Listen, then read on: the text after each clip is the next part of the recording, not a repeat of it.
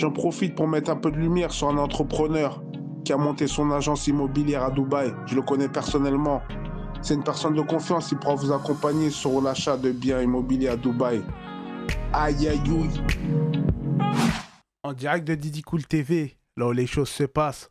Aujourd'hui, je suis avec un homme, un écrivain, un metteur en scène. Et c'est le Victor Hugo du quartier. Aïe aïe, le Steven Spielberg. Aïe aïe, du Tchex. Aïe, Souleymane Boel. Ah Aïe bah, aïe. merci pour l'invitation. Franchement, ça fait plaisir. Je regarde ton émission fréquemment. Je vois que tu as accueilli du très beau monde. Alibi, Mayama Touré. Franchement, machallah, ça fait plaisir. Non, bah c'était toi, tu devais passer toi aussi. Ce que Ouais, tu fais. après, tu vois, des fois, bah, là, l'occasion a fait que ben, je puisse être là aujourd'hui. Franchement, alhamdoulilah, ça fait très plaisir. Alhamdulillah. Aujourd'hui, bah, je voudrais te poser une question. Dis-moi. Déjà, tu vas te présenter Ouais, et tu vas dire ton parcours bien sûr. pour tous ceux qui ne te connaissent pas, tu vois. Ok, moi c'est Souleymane Boel, je suis scénariste, écrivain et auteur de plusieurs ouvrages déjà parus aux éditions Edilivre. J'ai un parcours littéraire qui commence en 2013 avec un premier roman qui s'appelle Hacker from Africa. Mon parcours, il est le suivant, c'est que je suis vraiment arrivé dans la littérature par inadvertance, on va dire, parce Carrément. que, ouais, parce que moi j'ai arrêté très tôt l'école. Ah ouais? J'étais déscolarisé très très tôt, tu vois. J'ai arrêté l'école en sixième, tu vois. Ah ouais, c'est des gros bails, Et ça. ouais, ouais, ouais.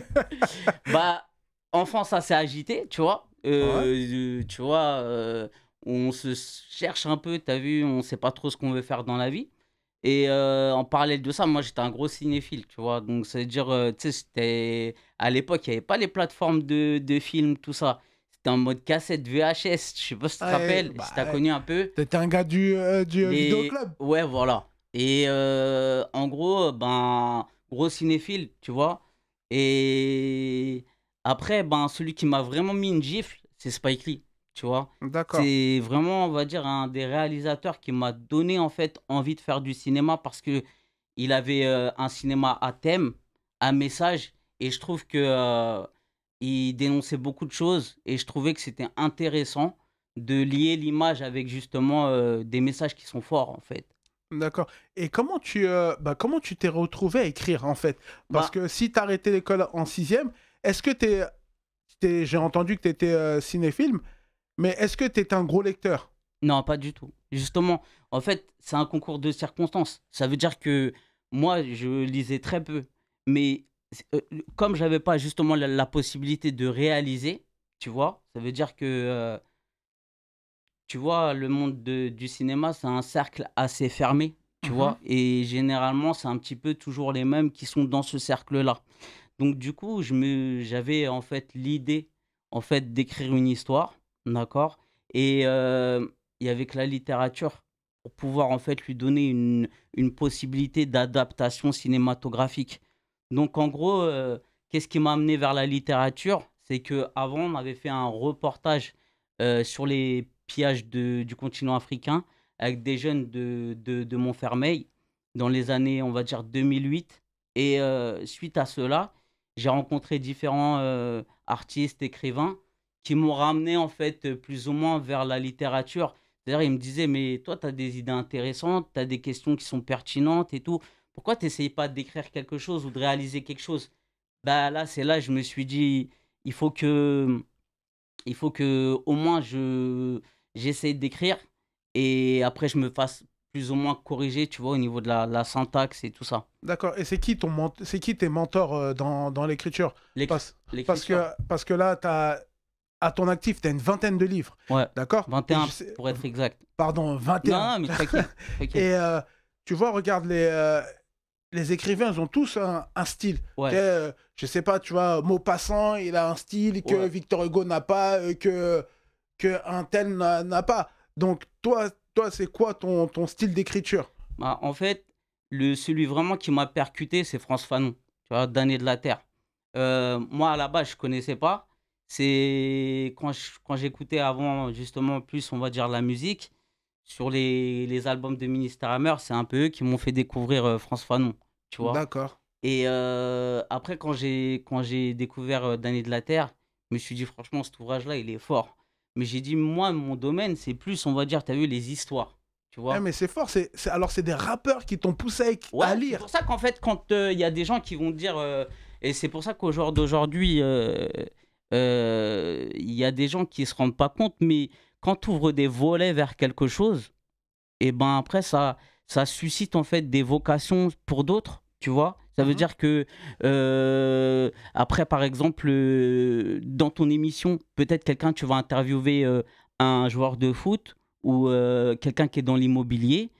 Et ça va donner à un jeune la possibilité justement de s'orienter vers ça, tu Bah, vois. en fait, c'est un peu le but de l'émission, tu vois. Regarde, Ouais. moi, je t'invite parce que c'est pas courant un gars de cité Mm. qui a arrêté l'école en sixième en plus, Ouais, qui a franchement, j'ai. 21 livres à Et son encore, actif. j'ai pas terminé la sixième, hein, tu vois. Tu vois ce que je veux dire. Franchement, j'ai même pas terminé la sixième. C'est pour te dire que après, je pense que dans certains domaines, à partir du moment où tu es passionné vers quelque chose, tu peux devenir autodidacte.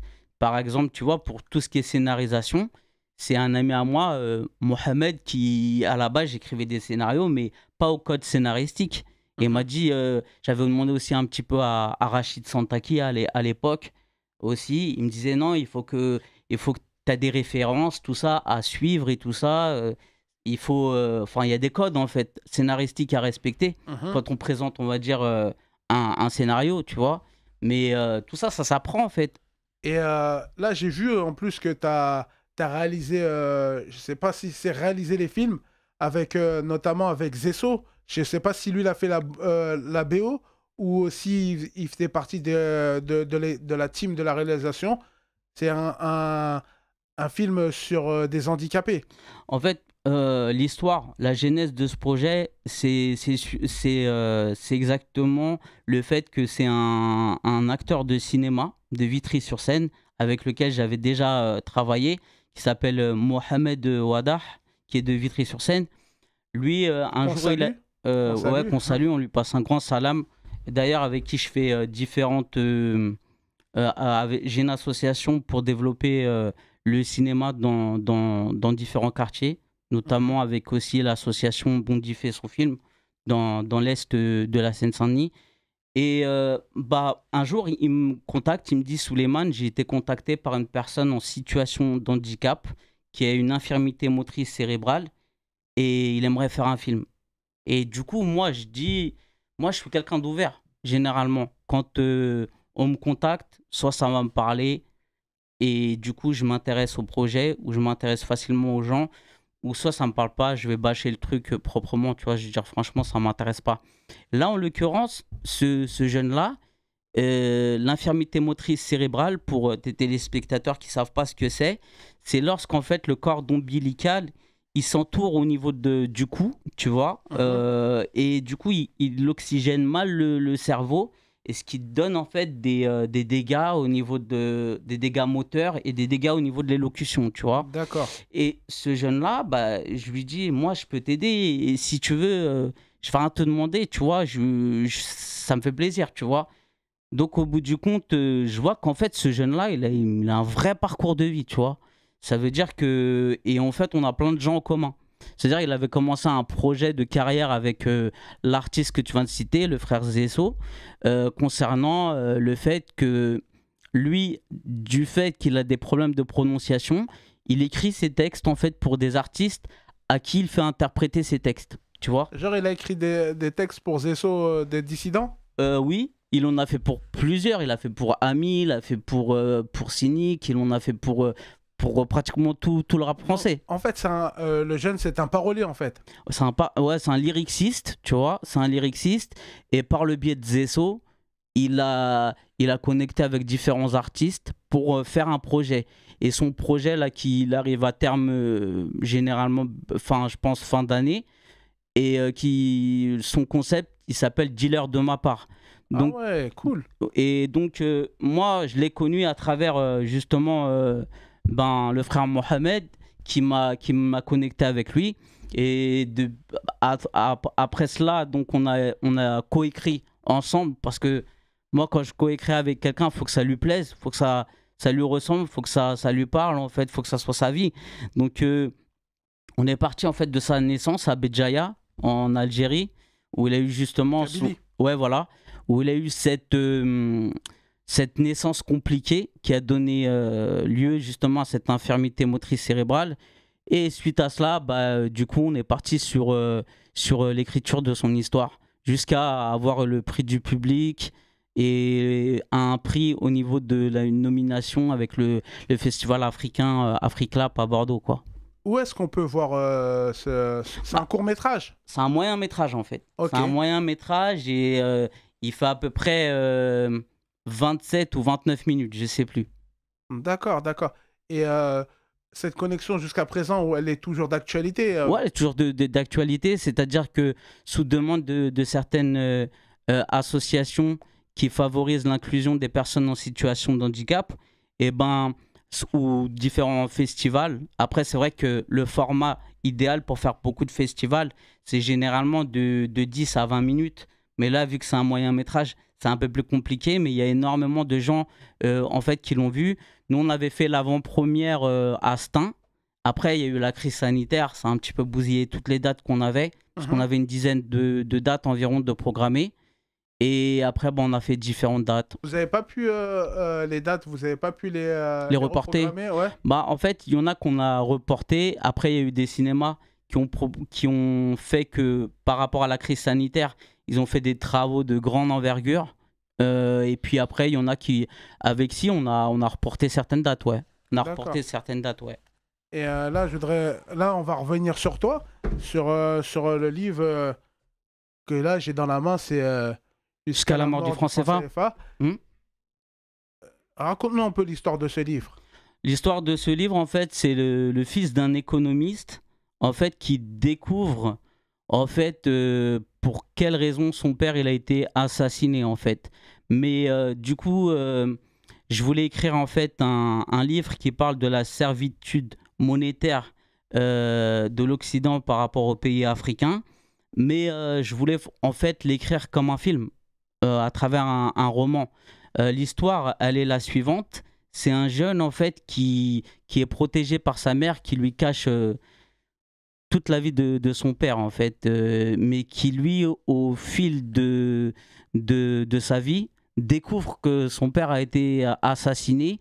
Et de par cela, en fait, en grandissant, il décide, en fait, de poursuivre le combat et de parachever, en fait, tout ce qui avait pu mettre fin à la vie de son père. D'accord.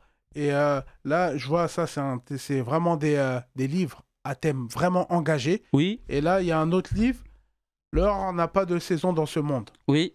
Que je montre. Et dans ce livre-là, et j'ai bien vu d'autres livres que tu as fait, c'était La mégalopole des balles perdues. Ouais. En fait, j'ai l'impression que c'est des thématiques propres à la vie de cité. Après, la mégalopole des balles perdues, elle parle plus exactement, en fait, des favelas du Brésil. D'accord. Et ce que ça rejoint quand même la vie de cité. Oui, bien sûr. Quand on parle des favelas du Brésil, on pense à Zé Pequeno, on pense à Dadinho. Exactement.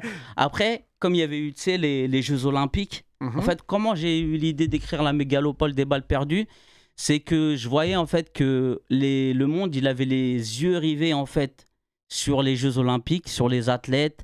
Il y avait les sponsors, il y avait, on va dire, tout le monde était vraiment, avait les yeux rivés sur les athlètes.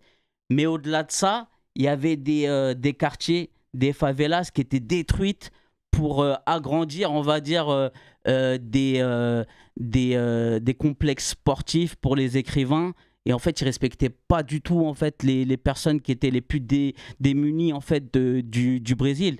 Il y avait aussi des grosses violences policières pour chasser, en fait, pour faire le ménage avant les Jeux Olympiques. Il y avait beaucoup d'assassinats, de personnes qui étaient tuées et en fait, je me suis dit, pour rendre hommage à toutes ces victimes, j'aimerais bien faire une histoire, en fait, qui raconte quelqu'un qui est parachevé justement dans l'une des plus grandes favelas du Brésil, qui est la Rosina, et qui se retrouve comme ça, en fait. D'accord. Et quand tu écris, oui, est-ce que tu fais des enquêtes? Est-ce que tu te mets dans la peau de tes protagonistes, est-ce que tes protagonistes, ils ont des traits de caractère que toi, tu as? Euh, Après, sur différentes personnes, oui, on peut retrouver, on va dire, des similitudes.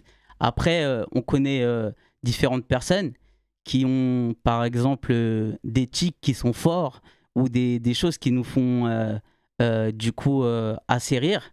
Et je trouve que c'est intéressant de les greffer à certains personnages parce que ça leur donne, on va dire, une identité qui est propre, où il y a des choses chez une personne qui va faire sa force ou son charisme. Et je pense que pour on va dire, un héros ou un contre-héros, c'est bien de forcer les traits ou à la fois, sans pas forcément forcer les traits, mais de lui faire une identité que la personne, ce personnage, ce soit quelqu'un qui peut connaître ou il s'identifie à travers une personne, quoi. Tu vois? D'accord. Et est-ce que là, dans ton prochain livre, il y aura un gars qui sera comme Didi Cool? Alors, le prochain livre, en fait, il parle en fait de la répression en Chine qui est faite sur les Ouïghours. Ah, ça, c'est intéressant. Et du coup, par rapport à ça, je pense que ça sera moins cool qu'à DJ Cool TV, tu vois. Ouais, mais vas-y, un petit gars comme Didi Cool qui va en parler. mais après, l'idée, c'est d'ouvrir en fait à chaque fois des volets sur on va dire, on va dire des choses peut-être qui sont occultées par le monde médiatique, mais se dire qu'il y a vraiment des histoires qui méritent, on va dire, d'avoir leurs histoires. Et au final, qu'est-ce qu'on fait par rapport à ça? Je voudrais te poser cette question, c'est que quand tu vas écrire ce livre-là, je ne sais pas si tu es déjà en train de l'écrire. Il est déjà en cours, en fait. Il est déjà en cours. Et est-ce que tu es parti en Chine, essayer de voir comment ils vivent, ou tu t'es bassiné de tous ces reportages sur eux et tout. Est-ce que c'est pas mieux d'aller en Chine et d'aller voir mais je sais pas si tu en parles, si tu vas avoir des problèmes, tu vois. En fait, la Seine-Saint-Denis, tu vois, c'est un département où il y a je ne sais combien d'ethnies, tu vois. Donc, on va dire la facilité que, tout à l'heure, on parlait de la mégalopole des balles perdues. Ce qui est intéressant, c'est que des fois, quand tu parles de certaines histoires, tu vas trouver, par exemple, des gens qui sont de Chine ou avec qui tu vas pouvoir facilement échanger et leur demander, on va dire, des informations concernant ce qui s'y passe. Maintenant, par rapport à la politique de répression chinoise qui se passe au niveau des Ouïghours, c'est assez sensible. Il y a des gens qui vont pas forcément vouloir se mettre en avant. Bah, on l'a vu par rapport à certaines personnes, justement. On peut comprendre les craintes qu'ils peuvent avoir de dénoncer certaines exactions qui sont faites à l'encontre de ce peuple-là. En soi, j'arrive à pouvoir avoir les informations nécessaires pour rendre en tout cas crédible une histoire. Parce qu'il y a aussi l'autre qui est le député, comment il s'appelle Allemand? Non, le député européen, Glucksmann, Oui. qui parle souvent des Ouïghours et qui les défend, entre autres. Est-ce que tu as réussi à rentrer en contact avec lui pour avoir plus d'informations? Je ne suis pas rentré en contact avec cette personne, mais c'est, je pense, des choses qui est bien de faire, même avec des associations ouïghours, pour justement donner du crédit. Ce que je peux te dire, par exemple, sur un livre que j'ai écrit, par exemple, sur les violences policières, j'ai contacté différentes personnes qui, malheureusement, ont perdu un de leurs proches de leur famille, notamment sur l'ouvrage L'ombre de la violence qui est paru en 2017. Et il y a des choses, si elles ne nous arrivent pas, on ne va pas pouvoir vraiment savoir ce que ça fait. Donc je pense que des fois, c'est, comme tu l'as dit, c'est une très très bonne question. Parfois, c'est indispensable d'aller voir justement des personnes qui ont vécu ces choses-là et de prendre un témoignage pour renforcer en fait l'ouvrage. Et là, ça m'a fait rebondir sur quelque chose. Tu sais que quand tu as écrit ce livre-là, Oui.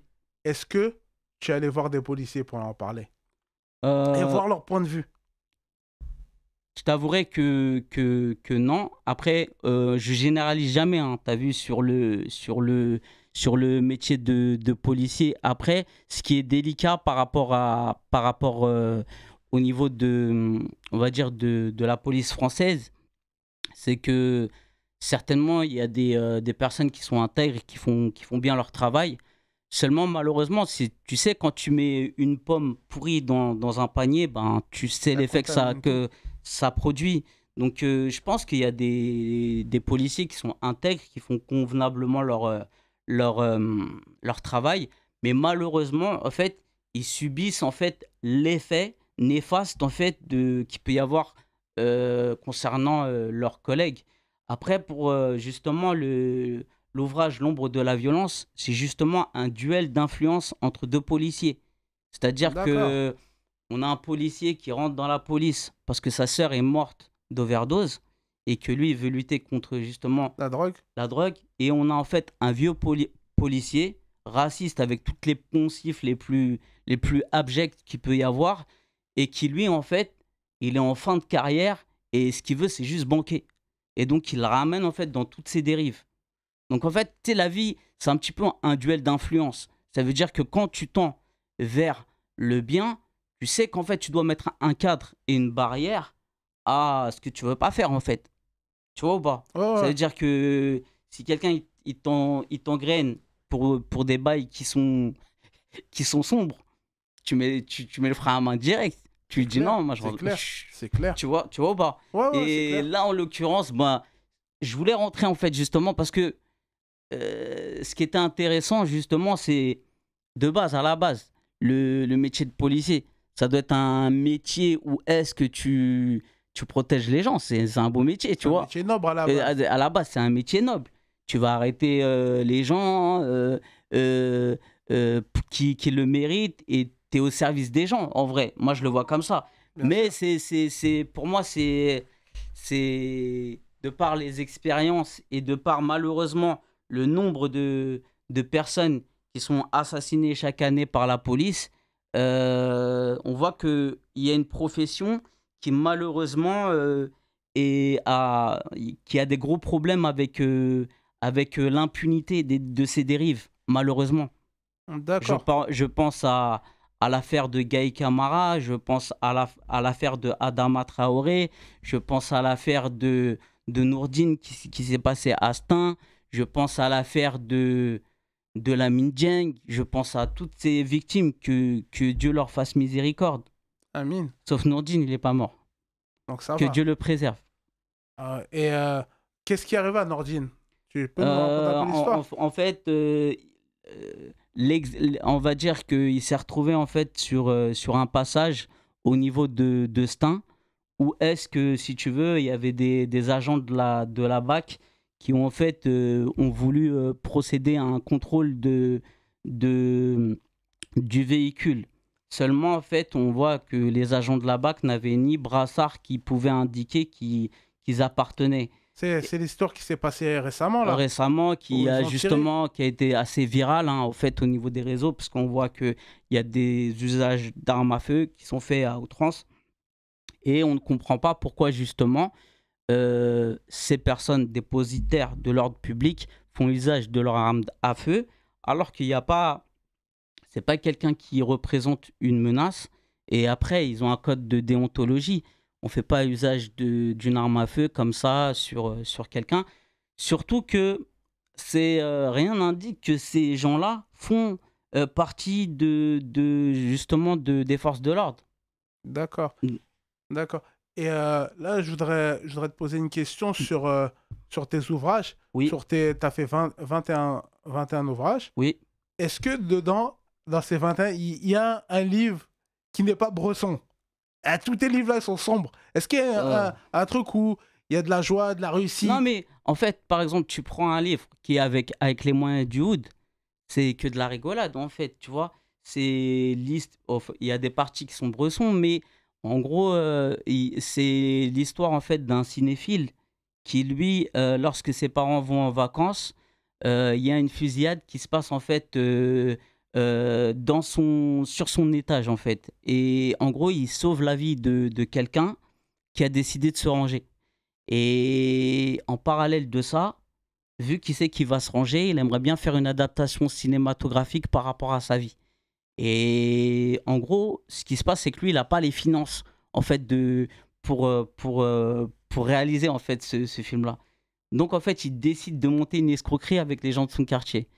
Alors pour rigoler, en fait, tu sais, il y avait la Cité du cinéma qui s'était installée à l'entrée de Saint-Denis, tu vois. Et beaucoup de gens pensaient que ça allait un petit peu, tu vois, faciliter, on va dire, l'insertion des jeunes de quartier, tu vois, vers le cinéma. Bah, ça n'a pas été trop le cas, en fait, tu vois. Donc, pour moi, je me suis dit, ouais, ça serait assez audacieux, en fait, de justement qu'un jeune comme ça, il fasse une escroquerie à un grand réalisateur de cinéma, quand même, qui a fait des grands films. Moi, je ne l'ai pas appelé Luc Besson, je l'ai appelé Loïc Boisson, tu vois. Mais bon, les gens, ils ont compris, en fait. Mais ouais, non, mais c'est un livre où il y a beaucoup d'amour en fait. Parce que moi, en fait, si tu veux, j'écris des choses où justement il y a une part d'un côté sombre, mais il y a énormément de bonnes valeurs, d'amour. Pour l'horreur n'a pas de saison dans ce monde, on voit qu'il y a justement une entraide qui est indéflectible par rapport à des gens du quartier qui s'aident dans des situations les plus rocambolesques. Tu vois? Donc en fait, il y a toujours un message qui est positif et je peux pas être vecteur de négatif. En fait, je veux toujours que les gens ils se disent à travers cet ouvrage, ben ça m'a ouvert en fait vers quelque chose en fait, tu vois? Ça m'a appris quelque chose ou ça m'a donné envie en fait d'aller vers quelque chose, tu vois? D'accord. Et c'est quoi les projets futurs? Les projets futurs, euh, ils sont en cours. Il y a un long métrage qui est en cours, qui Mhm. est ben justement, tu as vu, la thématique et le délaissement des personnes âgées, tu vois, D'accord. mais à travers une histoire assez rocambolesque, tu vois. Mhm. Et il est quasiment terminé, tu vois. Et après, ben, je pense qu'on partira soit en indé ou soit avec une boîte de prod. D'accord. Et pour la dernière question de cette interview, Ouais. c'est pour toi la cité en quelques mots. La cité, c'est la force de diversité, l'entraide et on vit les uns sur les autres, donc on se supporte. Elle est bonne Tu vois ce que celle-là. je veux dire? Moi, j'habite dans une tour de 15 étages, on est obligé de se supporter. C'est Tu clair, vois ou c'est pas? clair. Tu vois ce Aïe, que je aïe, veux dire? aïe. C'était Suleiman Boel Avec sur plaisir. Dédicool TV. Ouais, c'était carré.